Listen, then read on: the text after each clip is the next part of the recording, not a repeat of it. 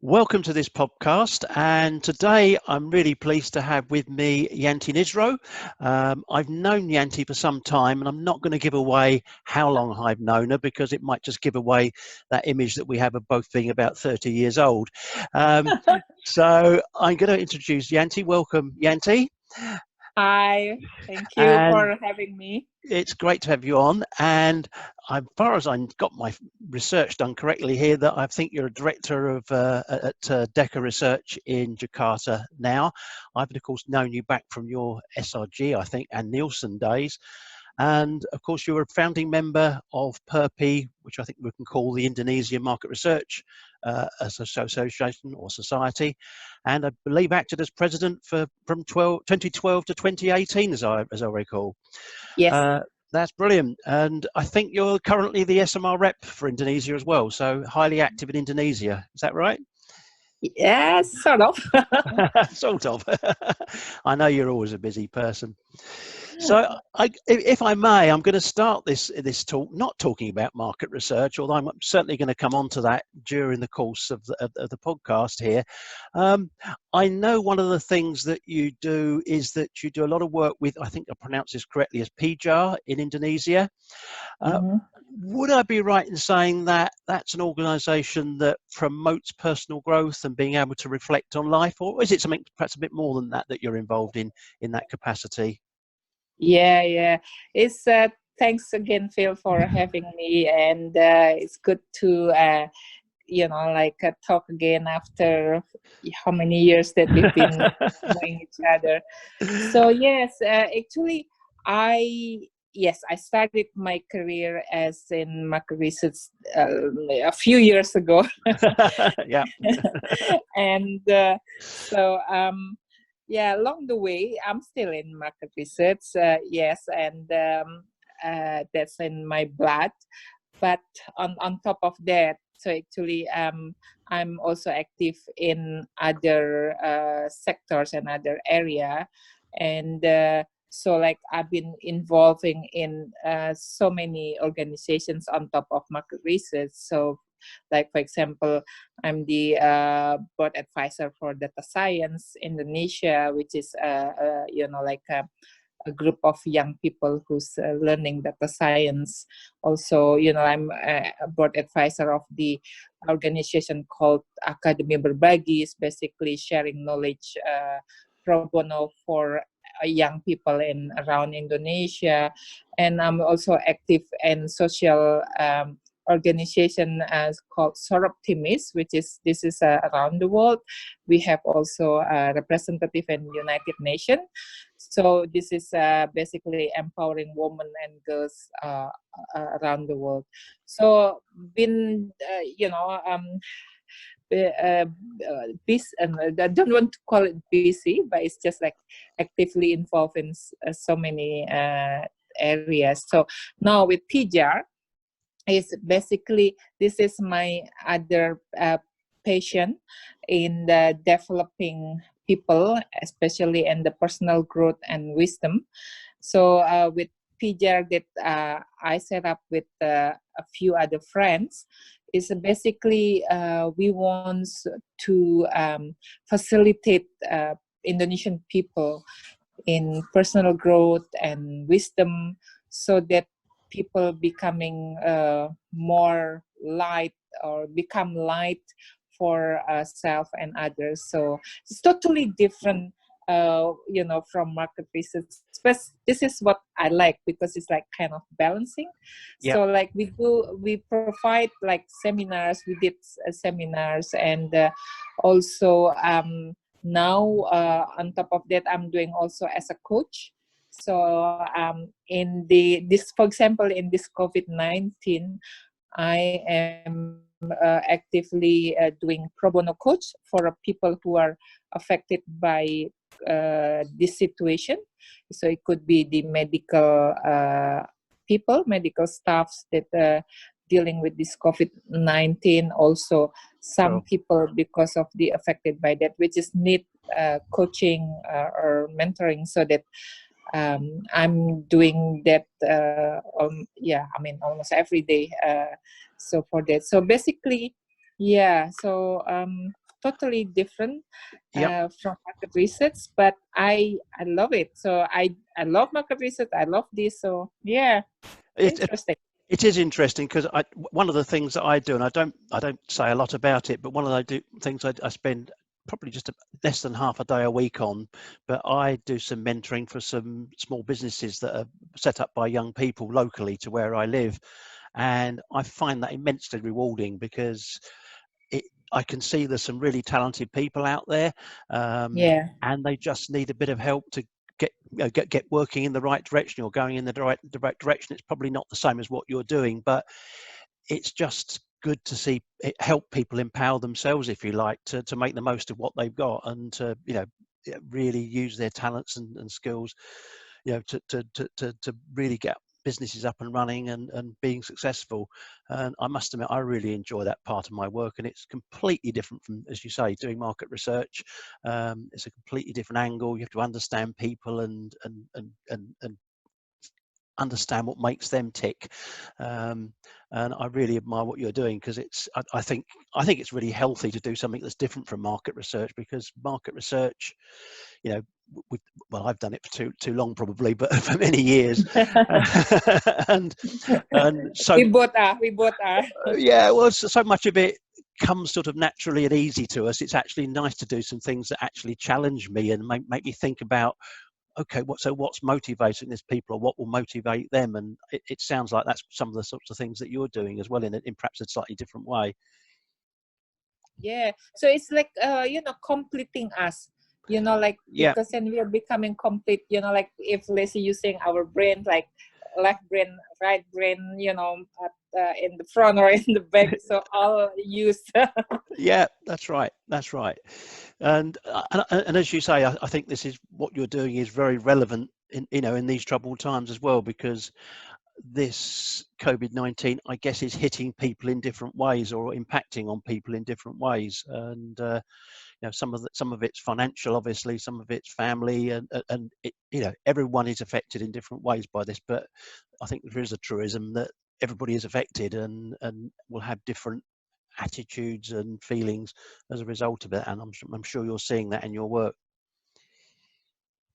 Yeah. So it's clearly, I mean, this situation now that what we are experiencing now is so really, I don't want to call it special, so it sounds positive, but it's like so unique. We never had it before, and so it depends how you see it, right? I mean, yes, of course, it really impacting all people, all class, all industry, all impacted. Yeah. But at the same time, it's like because I'm a very positive kind of person, so I see this as opportunity, and also times for all of us to reflect and then to review ourselves, Sure. as a human being. Like, for example, like just 1 month, we all isolated ourselves at home. Look at our world is really like becoming every single day see a blue sky. Jakarta is well known for the polluted city, yeah. Yes. But in the past month, it's like every single day see a blue sky everywhere. It's so beautiful. But so yeah, and then for people who live in the apartment, they can see mountains from Sure. other cities, from the balcony, so that never seen before, things like that. So there is blessing in disguise for the nature. Sure. I'm just trying to imagine being in Jakarta. I've been there probably 25, 30 times in my life, and I can't imagine getting from the airport to the city centre quickly. I've always taken about 2 hours to do that. So I guess that lack of traffic and that lack of pollution really does make a difference in Jakarta. Oh yeah. Yeah. There are some benefits then. That's great to hear. I mean, it's interesting because I follow Ray Pointer. I don't know if you know Ray Pointer on LinkedIn, and one of the things he posted, he's done a survey on behalf of New MR about how people feel and whether they're still happy or struggling or whatever else it might be. But one of the points he made was that although he thinks he's one of the most productive people out there, I know Ray is a hard worker, he said at the moment he just can't work, or his productivity has really seriously dropped. And I replied on LinkedIn, as I do often to people who post these sorts of things. And I said, well, actually, I've gone the opposite way. I've immersed myself in work and ideas, trying to think of things that will help both my business and my personal life and family, when this all ends. And I seem to be the exception there, because everyone else come posting back saying, I don't agree with Phil. I'm with Ray there. I can't work either. I mean, how do you feel about that? Do you feel as though you've changed in any way since the lockdowns that have taken place around the world, and the way we've all been restricted, or do you feel as though you're, the same in some way, or what? Okay, so as you know, that I like quotes, right? Yeah. So this is the quotes that related to this. The fact is not as important as you perceive it. So like with this situation at the moment that we are facing, it depends on the person how they see it. I mean, you and I probably are the same, in this situation. Like I feel it now is like, yes, I mean, it's not ideal that we are caught up at home, but I feel it like time flies so fast, like from wake up and then start working at 9 a.m. and then suddenly already 6 p.m. every single day, like, wow, it's time so fast, and so many Sure. things to be done, etc. So it's for me is I still see it while at home. I'm still being productive, doing all other things at the same time. Like sometimes even has like challenge to dividing times, or allocating time, managing times. Like, okay, you have to do this, have to do that, etc. Yeah. So yeah, if I see it. And also I talk to the team in the office as well. Like Yes. they feel there are more things to be done after they work from home, because they said even I don't have time like to have lunch, like because like working all the time, etc. That's So right. yeah. So yeah, I think it is interesting how different people have reacted, and I've been even one of my children, particularly I'm thinking of, has reacted, being very, very worried about it, and I think that's something that came out in a survey. I was on a webinar yesterday with Kokoro, a UK company, and one of the things they put out was that the percentage of people of each age group that were fearful, you would expect probably older people and people with families and so on to be quite fearful of what's going on now, but actually younger people were very fearful of it as well.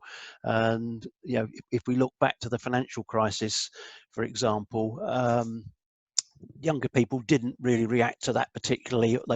They showed some concerns about it, but not to the level of perhaps older people or people with families. But this particular thing, has impacted everybody, and young people and older people are, if not affected in different ways, but are concerned and worried just as much as each other. And as you say, it's cut right across all classes as well, I think, as well. So it's not just one group of people that are affected here. Yes, every single person affected. Yeah. I mean, turning to sort of, back over to market research, I mean, I'm sure it's had a huge impact, or will have a huge impact on market research around the world. And that, I'm sure, includes the Indonesian market research industry. And I particularly am aware of that there's a high percentage of face-to-face interviews in Indonesia. So I guess it's going to have a higher effect there than some other countries where online and stuff is still always has grown to such a point that that's how research is done in a lot of countries these days. What do you think the impact's going to be on the market research industry, both in Indonesia, in the region, and so on? Yeah, interesting. You're right in that for Indonesia, especially that because of our face-to-face, the offline still in the highest portion compared to the online. So with this situation definitely impacting of our field, like in all companies, because suddenly then, because of especially like in Jakarta and also in other cities, that basically we are not allowed to go out, right? So Sure. that is definitely impacting to all of us. So in fact, like in the associations in the PERPI, so we did some conference call a week ago as well, like sharing about the impact to each of us, and then all agreed that really now impacted, and but like then each of us basically know how to survive, how to move on.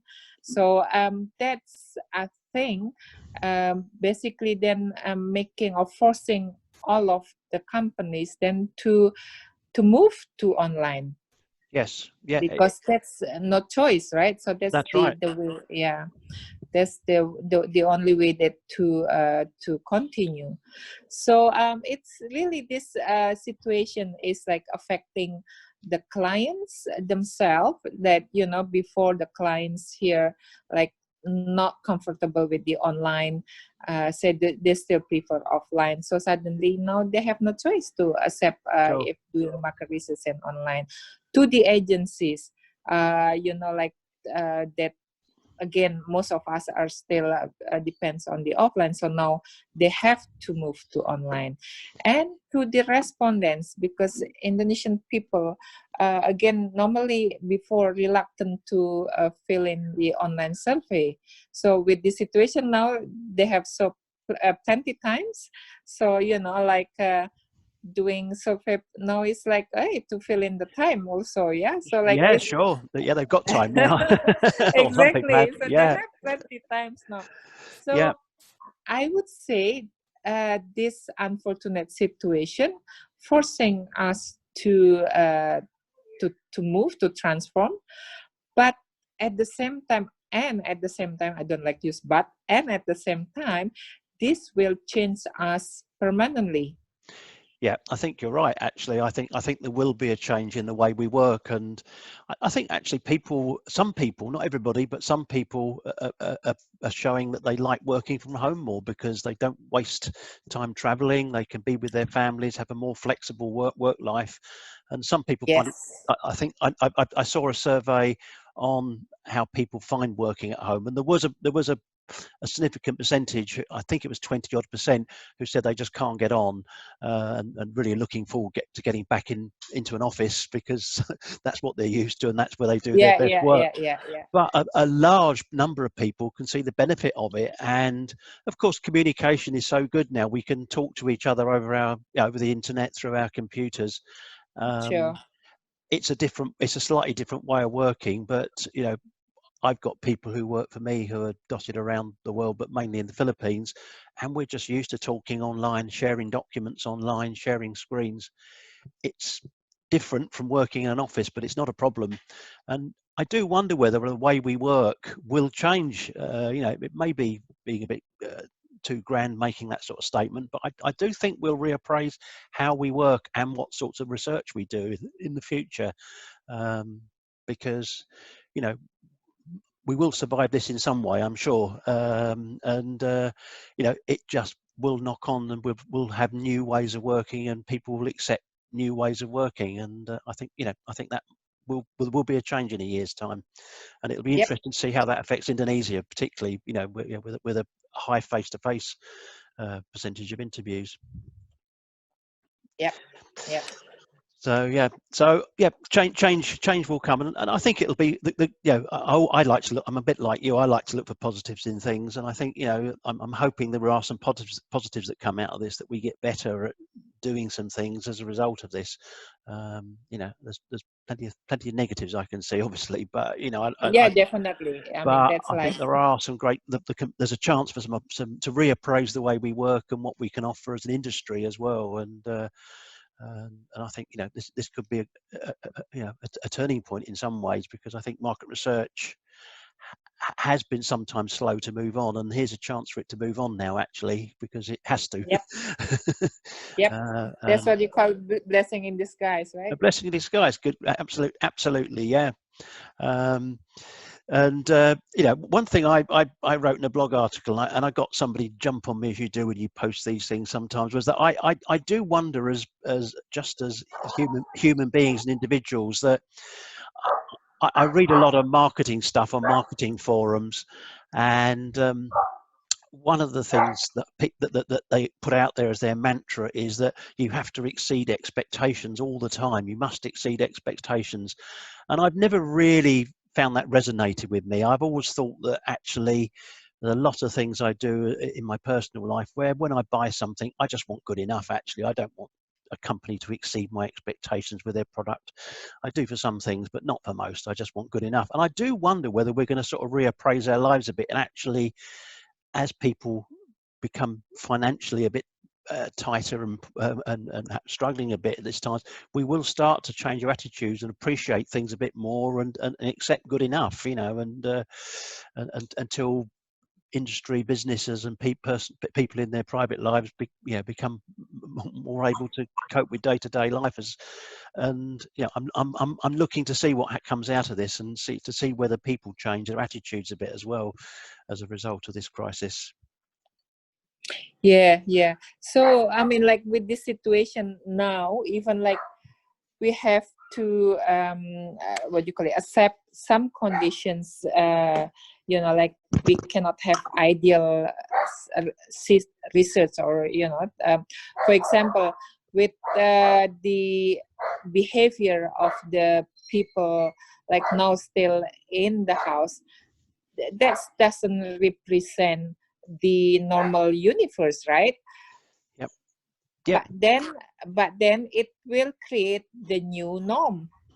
That's right. That's right. I think there will be a new norm. That's right. And Yeah. and yeah, I know I picked up on your email signature actually, Dave, when you said you never know how strong you are until being strong is the only choice you have. And I think there's a lot of truth in that, because it will make people stronger in new ways, perhaps, or different ways. And and I think that's a positive, you know. And I'm not trying to just play the glad game here and pretend it'll all be fantastic what happens in the end, but you know, I think you've got to look for things that we can take out of that. And you know, I hope not too many people get too despondent, and I hope businesses act responsibly as well, because I think businesses have and I'm perhaps talking about some of the big corporates here, but I think there's a pressure on them to act responsibly at the moment, and to try and look after their staff and so on, and that filters right down to smaller companies as well. So, you know, I'm hoping that the outcome of this is that everyone actually acts more responsibly, and thinks about more what they're doing, because I think it has been a tendency in the last, I don't know, since my older days, where people just sort of be too busy in their life to worry about what's going on around them and other people. And this is possibly an opportunity to reappraise that. Yes.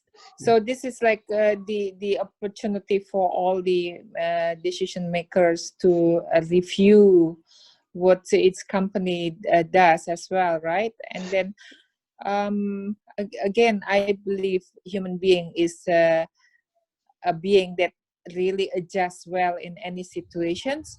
Yep. And so there will be a new norm, a new common things that will not be the same as before. That's for sure. That's right. That's right.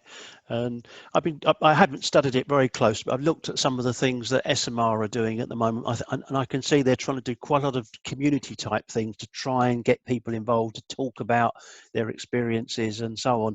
I mean, I haven't followed it very closely, but I've been quite impressed from what I've seen from a distance of that.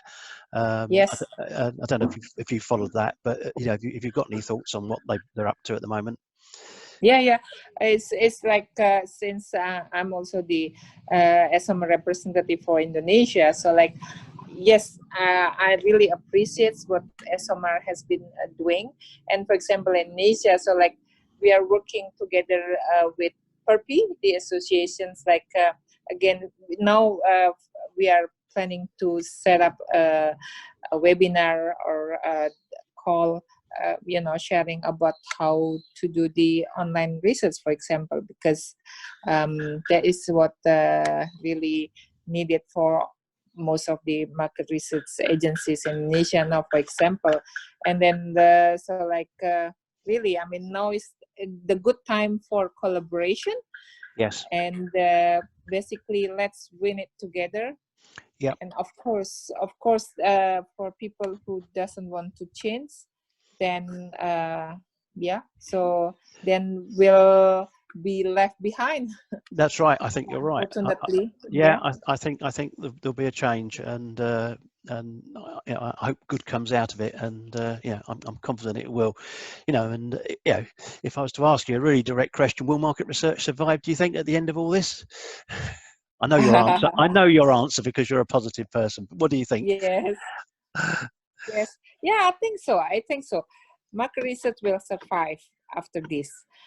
But then, as I mentioned, there will be a new dimension or a new market research ways. For example, that I mentioned that now, after all the companies then, you know, like move to online, then they will get used to the online, right? So yes. Yeah. not all can be transformed into online. That's correct. But it won't be the same as before. Sure. I mean, I think online is going to be something, because we're getting used to talking to our family and friends online now. I think online's just going to. I mean, it's already grown, as we know, and people spend hours on Facebook and the like. But I think it will grow in business a lot more now in how we. Yes. You know, I know one of the things I work in heavily is delivering data so that it's available online in dashboards, and I think that's something the research industry has been quite slow to really pick up, and I think that will happen now, that people will want their data. They want their data on their computers because they want to be able to look at it whenever they like on whatever device they like. Yeah, that's just really the same as online data collection, if you like. That's just a step further down the path into delivering results online. So that's why I said that online is the first. After that, the new market research will be not only doing what we used to do. So there will be, you know, like added value, you know, from the creativity and from the needs of the clients, and also because of this situation, then suddenly creativity come up. Okay, so we, you know, add this, we change this, etc. So it's just you know, with hopefully then with better format, better delivery that really needed to support the clients. That's right. That's right. So we got some positives, and I think that's really good. It's really good talking to you, because I like to be a positive person. It's nice talking to other positive people. They say you shouldn't just follow people like yourself who are positive, but you ought to get all sides of things. But I think it's refreshing to hear people who've got different ideas on how to use that positivism. And I'm going to end this with two really difficult questions that I always ask at the end of my podcasts, which are nothing to do with market research. But I always ask this question: what's your favorite national or regional type of food? And you're not allowed to say Indonesian food. You can pick anything else you like in the world, but what's your favorite, Yanti? Oh, that is very difficult question, because no. It's interesting that I really, you know, although my husband is Caucasian, but I still love Indonesian food more for whatever reasons. However, there is one, I mean, you know, it can be changed along the time, but if you ask me now, what is my favorite food outside Indonesian is foie gras. Oh, okay. Well, there you go. I love foie gras, and it's not easy to find in Indonesia. I'm sure. Well, I must say at this point that one of my favourite dishes that I'm pretty sure comes from Indonesia. I know that you get it in Malaysia as well. Is rendang, beef rendang. I love beef rendang. Oh yeah. One of my favourite dishes. I have it now. One of my favourite dishes. It certainly is. It's probably my favourite. So there you go. Okay. So it's right up there as one of my top dishes. And pick a country as well as my second question. What's your favourite country, again outside Indonesia, that you like to visit? Well, actually, this is a very interesting question, and I just discussed with my husband a week ago, And fortunately, we've been traveling to many countries. And so if I'm being asked, like, what is my favorite country, I would say not one or two. I love, like, to the countries that I've been to, like, to, you name it, the European countries, all the Austria, the Okay. Czech, all those. I would say, I couldn't say like Barcelona, good to Spain, good Yeah. to Italy, but everyone has own uniqueness. Japan, so Okay. I would say so many favorite countries, and I haven't been to many others as well, like this South American, that I would like to go to Machu Picchu. I would like Yeah. to go to South Africa. Yeah. So and in this special occasion as well, I would like to promote Indonesia. It's so many beautiful places in Indonesia that I haven't been. Although I have been to so many places, because we have 17,000 islands. Yeah. So I know. I know. yeah. So I know. It's not a coincidence that I've got an office in the Philippines, because that's got so many islands that you can go to, and I'm trying to do all of them, but I don't think I'll quite manage it in my lifetime. But I'm trying my best. you've been to Boracay? I've been to Boracay, yes, of course. Okay. Yeah, yeah, Okay. yeah. Okay. I've Yeah. been to a lot of places in the Philippines now, but Okay. I can't do all of them though, because there's too many. Okay. Okay. Yeah. Yeah. So yeah. Well, Yanti, thank you very much for joining me on this podcast today. It's been really good talking to you. I'd really like to hear some of your views and some of your things that are outside market research, because I think they're actually incredibly relevant to market research, strangely enough, right now. Not strangely enough, actually, but they are relevant to market research right now. So I'd like to end by thanking you very much for taking part, and it's so nice to talk to you after so long as well. And let's keep in touch, because it's good talking to you and catching up with you. All right. Thank you again for inviting me. Thank you Thanks, very Will. much. Thanks, Yanti. Bye bye. Bye.